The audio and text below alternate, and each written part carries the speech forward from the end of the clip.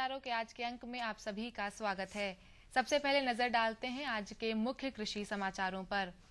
फसल के अवशेष बेहद कीमती, हर शहर में खुलेंगे किसान बाजार। सूखा राहत के लिए केंद्र से मांगे 2057 करोड़ और किसानों से जुड़े प्रस्ताव शीघ्र भेजने के निर्देश। अब कृषि समाचार विस्तार से। जैविक खेती के महत्व पर जोर देते हुए प्रधानमंत्री जी ने कहा कि फसल के अवशेष बेहद कीमती होते हैं और इन्हें खेतों में जलाने के बजाय इनसे जैविक खाद तैयार की जाए। प्रधानमंत्री जी ने कहा कि हम परंपरागत रूप से अपनी फसल के अवशेषों को जला रहे हैं और पहले हमें इसके नुकसान का अंदाजा नहीं था। इन अवशेषों को जलाना धरती माता के चमड़ी जलने जैसा है, जिससे हम उर्वरा भूमि को मृत्यु की ओर धकेल देते हैं। उन्होंने कहा कि फसल के अवशेष जलाने से हो सकता है कि समय और मेहनत बचती हो, लेकिन इससे बेहद कीमती अवशेष नष्ट हो जाते हैं, जो कि फसल के लिए अपने आप में जैविक खाद होते हैं।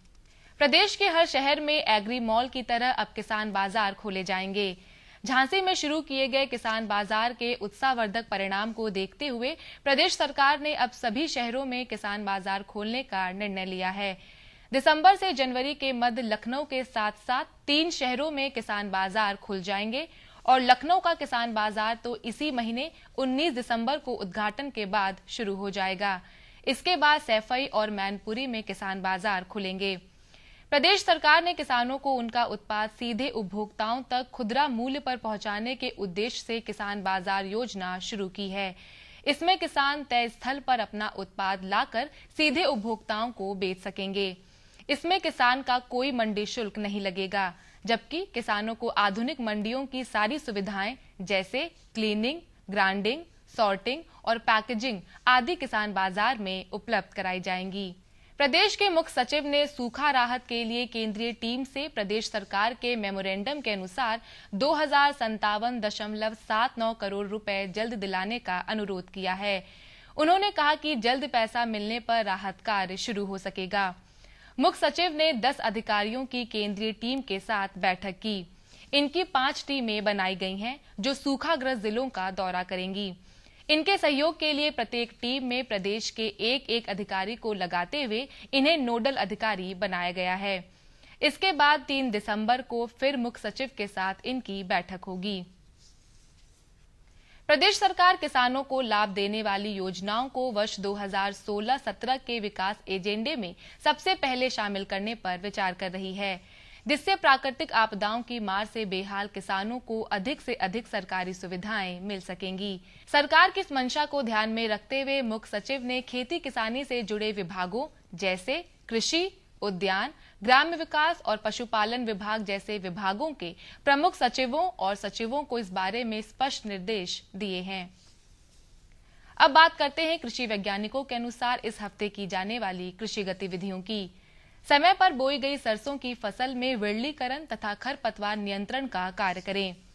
तापमान को ध्यान में रखते हुए सब्जी मटर की बुआई में और अधिक देरी न करें, अन्यथा फसल की उपज में कमी होगी तथा कीड़ों का प्रकोप अधिक हो सकता है। वर्तमान तापमान स्नोबॉल किस्म की फूल गोभी, सलाद, बंद गोभी और ब्रोकली की तैयार पौध की रोपाई के लिए अनुकूल है। किसान भाई गाजर की नेंटीज किस्मों जैसे पूसा यमदाग्नि, मूली की यूरोपियन किस्मों जैसे पूसा मृदुला, चुकंदर की किस्म क्रिम्सन ग्लोब तथा शलजम की स्नोबॉल किस्मों की बुआई इस समय कर सकते हैं। वर्तमान मौसम प्याज की बुआई के लिए अनुकूल है। आलू के पौधों की ऊंचाई यदि 15 से 22 सेंटीमीटर हो जाए तो उनमें मिट्टी चढ़ाने का काम जरूरी है, अथवा बुआई के 30 से 35 दिन के बाद मिट्टी चढ़ाई का कार्य संपन्न करें। इस सप्ताह किसान भाई सब्जियों की निराई गुड़ाई करके खरपतवारों को हटाएं। 15 से 25 दिन की सब्जियों में नाइट्रोजन की बची हुई मात्रा का छिड़काव करें। कृषि समाचारों के बाद आइए अब जानकारी लेते हैं औसत मंडी भावों की।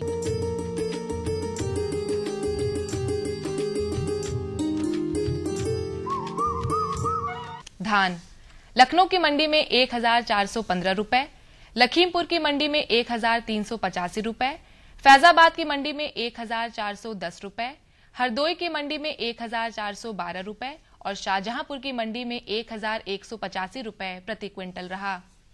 चावल लखनऊ में 2165 रुपए, लखीमपुर में 2100 रुपए, फैजाबाद में भी 2100 रुपए, हरदोई में 2170 रुपए और शाहजहांपुर में 2065 रुपए प्रति क्विंटल रहा। गेहूं लखनऊ में 1640 रुपए, लखीमपुर में 1590 रुपए, फैजाबाद में 1540 रुपए, हरदोई में 1570 रुपए और शाहजहांपुर में 1600 रुपए प्रति क्विंटल रहा। मसूर लखनऊ में 8550 रुपए, लखीमपुर में 8360 रुपए, फैजाबाद में 8235 रुपए, हरदोई में 8150 रुपए और शाहजहांपुर में 8450 रुपए प्रति क्विंटल रहा। उड़द लखनऊ में 10,000 रुपए, फैजाबाद में 11,400 रुपए, हरदोई में 11,200 रुपए और शाहजहांपुर में 9,960 रुपए प्रति क्विंटल रहा। चना लखनऊ में 5,500 रुपए, लखीमपुर में 5,250 रुपए, फैजाबाद में 5,900 रुपए, हरदोई में 4,880 रुपए और शाहजहांपुर में 5,245 रुपए प्रति क्विंटल रहा। तो किसान भाइयों, ये थे आज के कृषि समाचार और औसत मंडी भाव। अगले अंक में हम फिर आपके लिए लेकर आएंगे कृषि जगत से जुड़ी नई नई जानकारियां। तब तक के लिए हमें दीजिए अनुमति। नमस्कार। तो और बताओ। बस। अरे ये क्या भैया जी, बस इतनी सी रासायनिक खाद? किसानी छोड़ रहे हो क्या? किसानी नहीं, नादानी छोड़ रहे हैं। मिट्टी की जांच कराई है। अब तो लालाजी जितनी जरूरत है उतने ही उर्वरक खेत में डालेंगे। हाँ किसान भाई आज ही अपने जिले की नजदीकी भूमि परीक्षण प्रयोगशाला में मिट्टी की जांच जरूर करवाएं और मिट्टी में पोषक तत्व, नमी व पौधे के विकास को देखते हुए केवल जरूरत के अनुसार ही पोषक तत्व डालें। और हाँ, मिट्टी में गंधक, जस्ता, बोरोन जैसे सूक्ष्म पोषक तत्वों का पता लगाना भी न भूलें। उर्वरक और जैविक खाद के सही उपयोग से भूमि का उपजाऊपन बनाए रखें, उत्पादकता बढ़ाएं, खर्चा घटाएं और बहुमूल्य विदेशी मुद्रा बचाने में भी सहयोग दें। और हाँ, धीमी गति से नाइट्रोजन उपलब्ध कराने वाले उर्वरकों जैसे नीम लेपित यूरिया को प्राथमिकता दें और यूरिया का पत्तों पर छिड़काव करें। अरे वाह, तू तो सचमुच समझदार हो गया रे। अधिक जानकारी के लिए संपर्क करें जिला कृषि अधिकारी या किसान कॉल सेंटर। नई तकनीक सभी को अच्छी लगती है। मैंने भी अपने खेत की तैयारी, बुआई, जुताई, गहाई वगैरह के लिए छोटी मशीनें अपनी जरूरत के हिसाब से खरीदी। मैंने अपने खेतों में मशीन का प्रयोग किया तो काम जल्दी और आसान हो गया। खेती में मशीनों के इस्तेमाल के बाद मुझे मिली भरपूर पैदावार और ज्यादा मुनाफा। छोटी मशीनें तो हमारी अपनी अपनी हैं, लेकिन बड़ी मशीनें हमने समूह बनाकर खरीदी। किसान भाइयों और बहनों, आप भी उन्नत मशीनों और उपकरणों की खरीद पर वित्तीय सहायता का लाभ उठाएं, अपनी आमदनी बढ़ाएं और खुशहाली पाएं।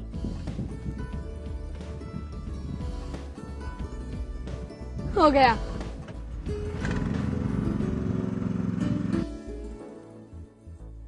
मैंने सोच लिया है, मैं तुझे कृषि का इंजीनियर ही बनाऊंगा। नई मशीनें, नए उपकरण आए आपके द्वार, ले लो इनसे अब खूब खुशी और पैदावार। जी जी जी। किससे बात कर रहे थे इतना हंस हंस कर? किसान कॉल सेंटर में विशेषज्ञ से खेती के बारे में सलाह ले रहा था। सुबह भी रात को भी? किसान कॉल सेंटर सुबह 6 बजे से रात को 10 बजे तक खुलता है। रविवार को भी? साल के 365 दिन खुलता है। पर तुम ये सब क्यों पूछ रही हो? मैं तो कुछ और ही समझी थी। कृषि संबंधी समस्याओं का अपनी भाषा में तुरंत समाधान पाने के लिए पूरे भारत में किसी भी फोन से राष्ट्रीय हेल्पलाइन नंबर 1800-180-1551 पर संपर्क करें।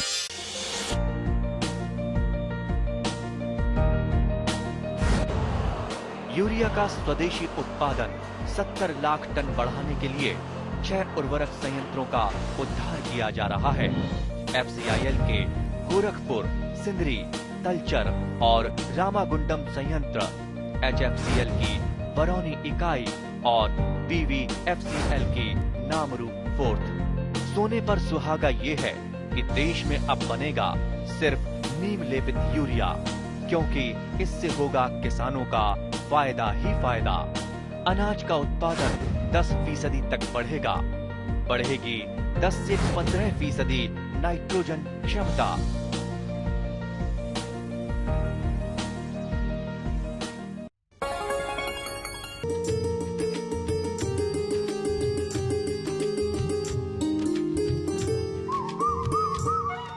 हमारे सभी दर्शक किसान भाइयों को नमस्कार। आप सभी का स्वागत है आपके अपने कार्यक्रम कृषि दर्शन में। किसान भाइयों, अपने कार्यक्रम में हम अलग अलग फसलों की बात करते रहते हैं ताकि आपको हर फसल से बेहतर उत्पादन मिले। आज हम बात करेंगे अपनी प्रमुख नगदी फसल आलू के संबंध में। पिछेती आलू यानी कि जो समय से हमारे किसान भाइयों ने आलू की बुआई की है, उसमें क्या प्रबंधन किए जाए इस समय जो वैज्ञानिक ढंग से सही हो, ताकि आपको अच्छा उत्पादन मिल सके और उसका बाजार भाव भी अच्छा मिल सके। इसके साथ में जिन किसान भाइयों की अगेती फसल भी है खेत में, उसमें भी कुछ समस्याएं होंगी, उन पर भी हम बात करेंगे इस विषय में। और इन सभी विषयों पर जानकारी देने के लिए हमारे साथ विशेषज्ञ उपस्थित हैं डॉक्टर राजेश कुमार सिंह जी। आप प्रधान वैज्ञानिक हैं बागवानी कृषि विज्ञान केंद्र भारतीय गन्ना अनुसंधान संस्थान लखनऊ में। आपका स्वागत है डॉक्टर साहब सभी दर्शक किसान भाइयों की तरफ से। डॉक्टर साहब, हमारे किसान भाई उत्पादन लेते हैं, आलू का बेहतर उत्पादन करते हैं, लेकिन जब हम वैज्ञानिक ढंग से कार्य की बात करते हैं, सामयिक प्रबंधन की, तो जो पिछेती आलू बोया है किसान भाइयों ने, समय से आलू बोया है, इस समय कौन से प्रमुख कार्य होंगे जिनको वरीयता पे रखें? किसान भाइयों, हमारी जो समय पर बुआई की गई आलू की बात आपने किया, जो 15 अक्टूबर से लेकर के 30 अक्टूबर या 10 नवंबर तक हमारे किसान भाई जो बुआई कर चुके हैं जी। उनमें जो सामयिक कार्य की अगर हम बात करें तो कुछ किसान भाई मिट्टी चढ़ा चुके हैं और कुछ अभी आलू की मिट्टी चढ़ाने का समय है जी। जो मिट्टी चढ़ा चुके हैं उसमें सिंचाई का प्रबंधन हमें करना है और जो फसल सुरक्षा से देखते हुए उसका प्रबंधन करना है। और जब जिसमें अभी मिट्टी नहीं चढ़ी है उसमें हमारे किसान भाई जो शेष हमारी नाइट्रोजन की मात्रा बची हुई है आधी, उसको मिट्टी जब चढ़ाएंगे तो उसमें मिला करके चढ़ा देना चाहिए जी। जैसे हम 175 किलोग्राम नाइट्रोजन आलू की खेती के लिए संस्तुत की जाती है, तो जिसमें आधी मात्रा हम बुआई के समय दे देते हैं और बची हुई जो आधी मात्रा है उसको जब मिट्टी चढ़ाते समय किसान भाई उसको प्रयोग में करते हैं। और यदि उनके पास सोर्स के रूप में यूरिया है तो उसमें 2.17 से हम मल्टीप्लाई करके गुणा करके जी। हम उसको निकाल लेते हैं कि कितनी यूरिया की मात्रा नाइट्रोजन की पूर्ति हो जाएगी लगेगी। और अगर हम अगेती की बात करें, जैसा आपने कहा, तो अगेती फसल हमारे किसान भाई वो लेते हैं जो उनको गेहूं की खेती आगे करनी है, गेहूं की बुआई करनी है जी। उसमें अगर हम देखें तो 45 से 50 दिन के करीब वो फसल बीत चुकी है। कुछ किसान भाई उसको सितंबर के अंतिम सप्ताह में लगाए हुए हैं, कुछ अक्टूबर के प्रथम सप्ताह में जी। और वो 20 दिन 25 दिन में करीब करीब वो आलू की खुदाई हो जाएगी और किसान उसको कच्ची खुदाई करके बाजार में ले जा करके उसका अच्छा मूल्य प्राप्त कर लेते। बिल्कुल, रासायनिक खुदाई करके उसको विपणन करें बाजार में, उसके बाद गेहूं की फसल भी ले सकते हैं विकल्प। और उसमें इस समय सिंचाई के प्रबंधन को ध्यान देने की जरूरत है क्योंकि मौसम ठीक है, पिछेती झुलसा या किसी भी फसल सुरक्षा की वैसी कोई दिक्कत नहीं लगती और उसको ध्यान में रखते हुए किसान भाई उसका प्रबंधन करें। बिल्कुल डॉक्टर साहब, अब हम डॉक्टर साहब बात करेंगे जब पिछेती और समय से बोए आलू की फसल की। मिट्टी की चढ़ाने की आपने बात की है कि यूरिया और जो नाइट्रोजन की मात्रा है उसका प्रयोग करके करें, और क्या कार्य हो सकते हैं इसमें? किसान भाइयों, इस समय जब हम मिट्टी चढ़ा लें तो जब पानी लगाते हैं, पहला मतलब सिंचाई करते हैं जी। तो इस बात का जरूर ध्यान दें कि हमारी जो मेड़ है उसका 1/3 भाग ही पानी लगे और 1/3 भाग पानी लगने के बाद उसमें करीब आधी जो मेड़ है वहीं तक उसका शोषित होने के बाद जो उसका नमी है वो पहुंच पाए। क्योंकि जो हमारी मेड़ है वो जितनी ही भुरभुरी होगी, जितना ही उसमें कंपैक्ट नहीं होगा, उतना ही हमारे आलू में जो कंद का निर्माण और कंद का बढ़वार बहुत अच्छे तरीके से होता है जी। बिल्कुल डॉक्टर साहब, पोषक तत्वों में तो आपने बताया कि नाइट्रोजन की मात्रा की आपूर्ति करें किसान भाई, लेकिन बाकी जो 16 पोषक तत्वों की आवश्यकता होती है। अब किसान भाइयों, यदि आप अपने खेत को देखें और किसी भी फसल में अगर लगता है कि जिंक की कमी से जी अगर पत्तियां छोटी हो गई हैं और पत्तियां थोड़ा सा खुलती नहीं हैं और यह बहुत सारी जो हमारी प्रजातियां हैं उसमें इसके लक्षण बहुत अधिक अच्छे से दिखते हैं। तो इसके लिए जिंक सल्फेट को, जो हमारा सूक्ष्म तत्व है, इसका छिड़काव 25-30 दिन पर लगने पर मिट्टी चढ़ाने के पहले या मिट्टी चढ़ाने के बाद यदि हम कर देते हैं तो हमारी जो पत्तियां हैं वो बड़े अच्छे से खुल जाती हैं। जी, तो डॉक्टर साहब ये तो हो गई हमारे उर्वरकों की बात। और समय में जब मौसम में परिवर्तन होता है तो बहुत सारे रोग बीमारियां भी समय के अनुकूल होने पर आते रहते हैं, तो उनकी तरफ भी हम अपने किसान भाइयों का ध्यान देना चाहेंगे। लक्षण क्या हैं और क्या उपचार होंगे इसके बाद? किसान भाइयों, जो आलू की सबसे प्रमुख बीमारी है जिससे कि हमारी उत्पादकता घट जाती है या कह सकते हैं कि संपूर्ण फसल नष्ट हो जाती है, जो पिछेती झुलसा के रूप में हम जानते हैं। अभी जैसा मौसम है इस समय हम ये कहेंगे कि अभी इस रोग का कहीं भी इसका लक्षण दिखाई देने की स्थिति नहीं है। लेकिन समय जैसे जैसे बढ़ेगा, दिसंबर में जब थोड़ा सा मौसम में बदली आएगी, थोड़ी सी मौसम बदली के बाद हल्की बरसात होगी या कुहासा या कोहरा पड़ेगा, उन परिस्थितियों में जो पिछेती झुलसा का है रोगजनक बहुत तेजी के साथ बढ़ता है और कभी कभी वह महामारी का रूप ले लेता है। जी। इसके लिए किसान भाई जरूरत है कि आप अपने खेत का निरीक्षण करें, और निरीक्षण करने में जब सुबह आप जाते हैं खेत पर अपने आलू की फसल को देखें, तो यदि ओस पड़ी हो और आपकी पत्ती पर पिछेती झुलसा का अगर लक्षण है तो आप देखेंगे कि उस पर जो धब्बा होगा उस पर रुई जैसी संरचना का उभार होगा। यदि वो पिछेती झुलसा का रोगजनक है तो आप उसको देख करके उसको समझ सकते हैं कि पिछेती झुलसा लगा हुआ है। जी। और अगर ऐसी समस्या लगती है तो इसके लिए किसान भाई 2.5 ग्राम हम ले लेते हैं मैंकोजेब प्रति लीटर पानी के हिसाब से, सुरक्षात्मक दृष्टिकोण से हम इसका उपचार कर देते हैं, इसका छिड़काव करते हैं।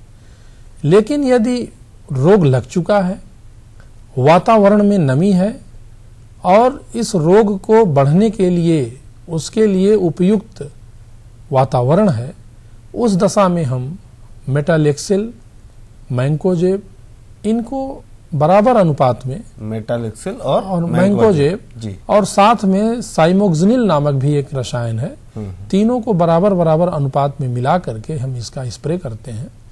स्प्रे का मतलब छिड़काव करते हैं। जी।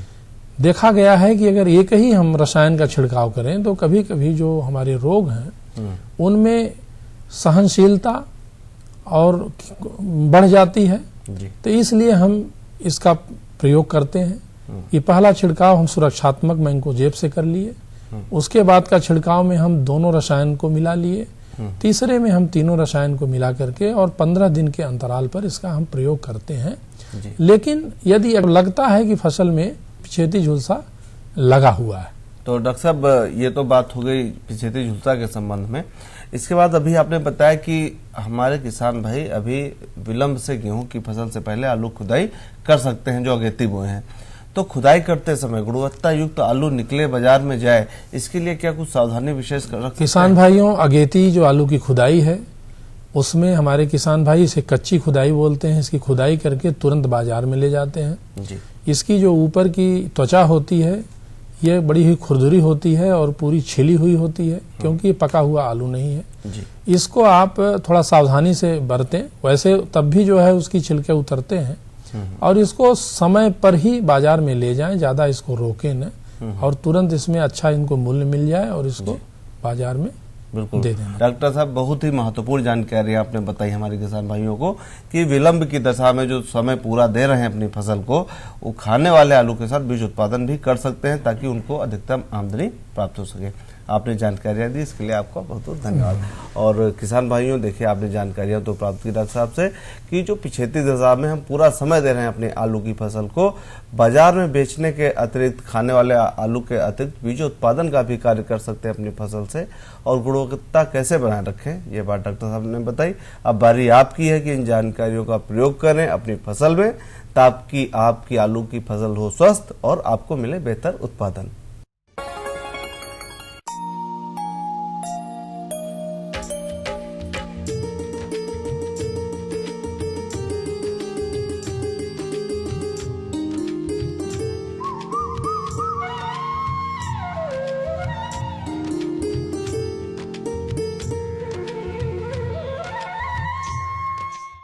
नमस्कार। खेती की जानकारी के बाद अब प्रस्तुत हैं मौसम समाचार। पहाड़ी और मैदानी क्षेत्र में बारिश के बाद राजधानी में भी बूंदाबांदी शुरू हो गई है। इस दौरान मौसम में पिछले दिनों प्रदेश का अधिकतम औसत तापमान लगभग 30 से 27 डिग्री सेल्सियस दर्ज किया गया तथा न्यूनतम औसत तापमान लगभग 12 से 20 डिग्री सेल्सियस दर्ज किया गया। इस दौरान हवा की औसत गति 5 से 23 किलोमीटर प्रति घंटा रही। मौसम विभाग के पूर्वानुमान के अनुसार आने वाले 2 से 3 दिनों में बादलों की आवाजाही बनी रहेगी, लेकिन ठंड धीरे धीरे अपना असर बढ़ाएगी। आने वाले दिनों में अधिकतम औसत तापमान लगभग 28 से 31 डिग्री सेल्सियस रहने की संभावना है। वहीं न्यूनतम तापमान औसत रूप से 13 से 17 डिग्री सेल्सियस रहने की संभावना है। इस दौरान हवाएं औसतन 6 से 16 किलोमीटर प्रति घंटे की गति से चलने की संभावना है। और अब बात करते हैं मौसम को ध्यान में रखते हुए कुछ सामयिक कार्यों के बारे में। जिन किसान भाइयों की गेहूं की फसल 21 से 25 दिन की हो गई हो, वे बूंदाबांदी की संभावना को ध्यान में रखते हुए पहली सिंचाई करें। सिंचाई के 3 से 4 दिन बाद उर्वरक की दूसरी मात्रा डालें। मौसम शुष्क रहने की संभावना को देखते हुए गेहूं की बुआई हेतु तैयार खेतों में ओट आ गई हो तो उनमें गेहूं की बुआई कर सकते हैं। इस मौसम में जई तथा बरसीम की बुआई कर सकते हैं। तो किसान भाइयों, ये थे आज के मौसम समाचार। कुछ और नई जानकारियों के साथ हम फिर उपस्थित होंगे अगले अंक में। तब तक के लिए हमें दीजिए अनुमति। नमस्कार।